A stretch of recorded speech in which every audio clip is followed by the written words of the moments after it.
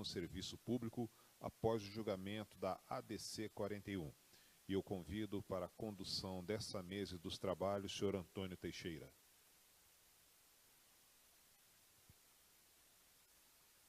Eu passo a palavra ao senhor Antônio Teixeira, desejando a todos um ótimo trabalho.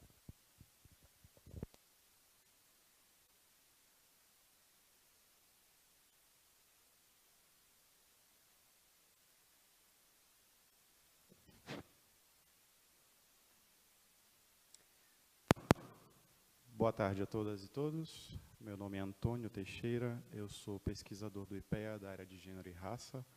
Antes de convidar os palestrantes, eu gostaria de dar uma breve palavra para a gente só situar, contextualizar mais ou menos por que a gente está debatendo isso tudo nesses 2 dias no seminário. Eu costumo dizer em alguns espaços que o negro, a África, é uma ideia que há um bom tempo atrás não existia. Existia na África inúmeras etnias, né? Inúmeros povos, com distintos modos de vida.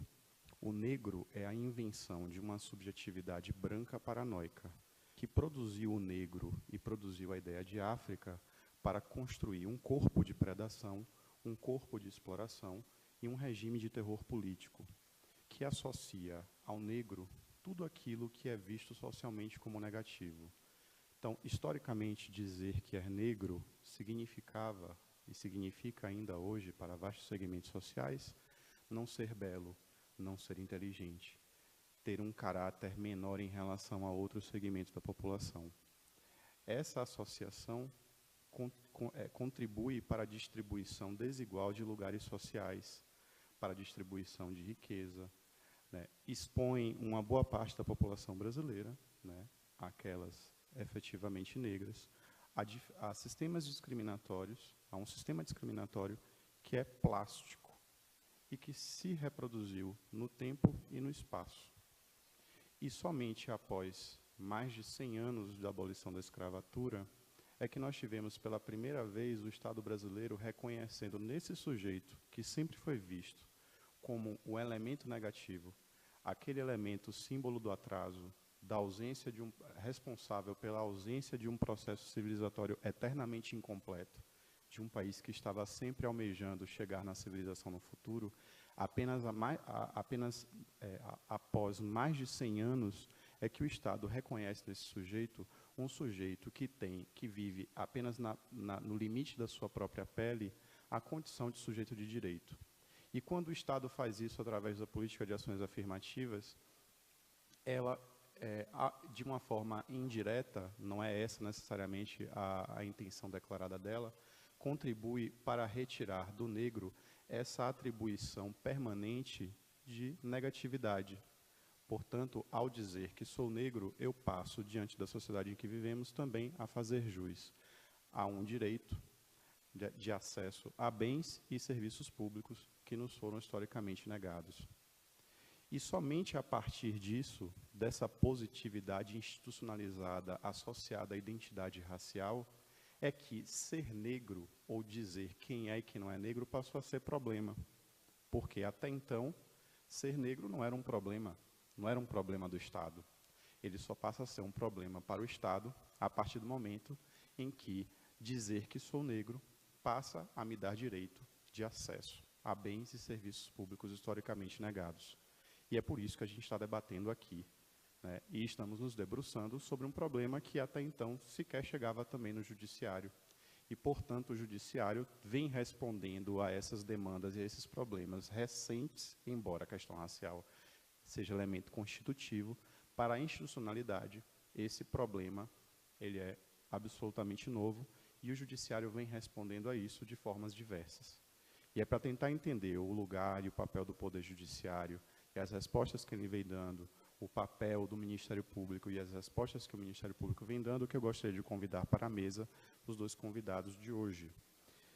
Gostaria de convidar de início o Dr. Roger Halpe Rios.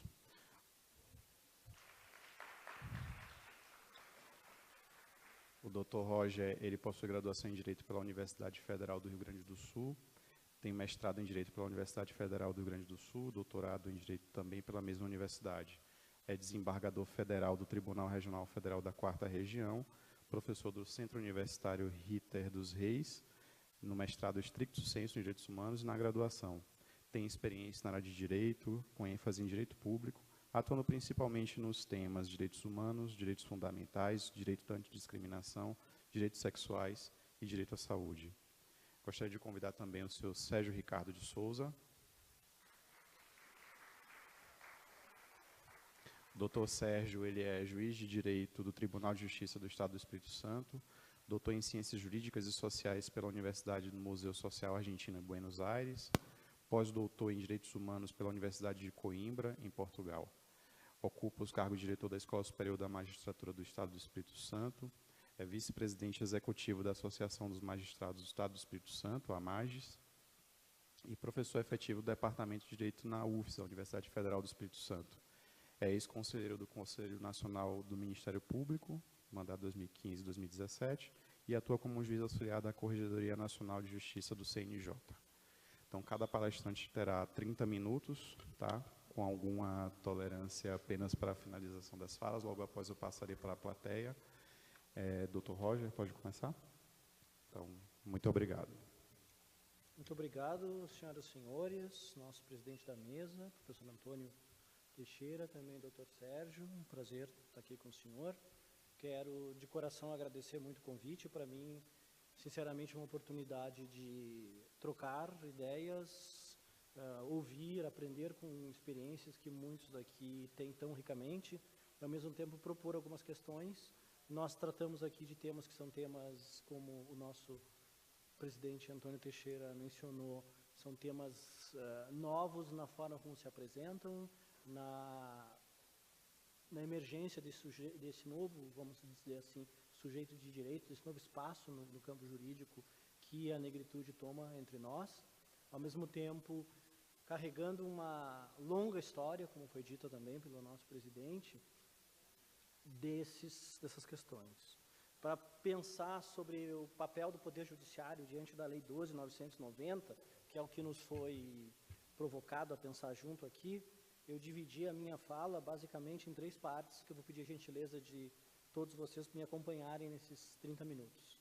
A primeira parte, tentar fazer muito brevemente um resumo desse quadro normativo a partir do qual nós estamos nos debruçando, da Lei 12.990, que trata das cotas no serviço público. A segunda parte, depois de feito esse resumo, esse panorama normativo, elencar pelo menos algumas tarefas e alguns desafios que o Judiciário e o Ministério Público, basicamente eu vou pensar no Judiciário pela minha experiência de vida, têm diante desse quadro normativo. E na terceira parte, eu vou me propor a abrir um diálogo aqui sobre a questão específica da autodeclaração e dos chamados critérios de heteroidentificação diante desse quadro normativo e diante das tarefas e dos desafios do Judiciário a partir da Lei 12.990. Né? Só para me situar um pouco também, eu sou juiz federal desde 94, fazem 23 anos. Nesses 23 anos, tive casos envolvendo discriminação racial em serviços bancários prestados por agências federais. Nesses 23 anos, tive casos envolvendo discriminação racial no setor da improbidade administrativa em faculdades da Universidade Federal do Rio Grande do Sul. Eu atuo no Rio Grande do Sul, eu atuo em Porto Alegre. Nesses 23, 24 anos de juiz e agora no tribunal, eu acompanhei, dentro da instituição onde eu trabalho, uma grande leva de processos de universidades de toda a região sul do Brasil, discutindo a adoção e implementação de cotas nas universidades públicas e nos institutos públicos federais. Isso ali foi por volta de 2004, 2003. E posso testemunhar para vocês aqui que foram muitos casos, foram centenas e centenas de casos, porque a gente ali concentra as universidades e institutos federais de toda a região sul do Brasil. Toda essa caminhada me foi fazendo cada vez mais estreitar diálogo e colaboração e participação, em primeiro lugar como cidadão e depois como pesquisador do direito e como operador do direito, com grandes setores e grandes lideranças do movimento negro, não só do Rio Grande do Sul, mas de outros lugares do país, e é nesse contexto de troca, de aprendizado e de solidariedade numa luta maior, que é antirracista, que todos nós estamos envolvidos, e por direitos humanos, que eu gostaria de colocar que fosse entendida a minha fala. Nós vamos tratar aqui, nós temos tratado aqui, de manhã foi assim, de temas relativamente novos, sobre os quais há muita polêmica, sobre os quais, inclusive, há uma dificuldade até terminológica, às vezes, de as pessoas se entenderem entre si. Portanto, ninguém tem, muito menos eu teria a pretensão de ter uma receita pronta para essas questões, mas sim de colocar o problema, colocar o desafio diante do desafio, levantar algumas hipóteses de avanços possíveis, até porque o nosso seminário aqui é avanços e desafios, né? Esse é o contexto que eu quero colocar. E também testemunhar, terminando essa introdução, que naquela época, em 2000, 2004, 98, 97, quando tive julgando os casos que eu mencionei aqui, para mim, pelo menos, ainda era muito nova uma formulação que depois foi me fazendo, uma formulação como o nosso presidente aqui colocou, que eu acho que soa Franz Fanon, teoria descolonial e assim por diante,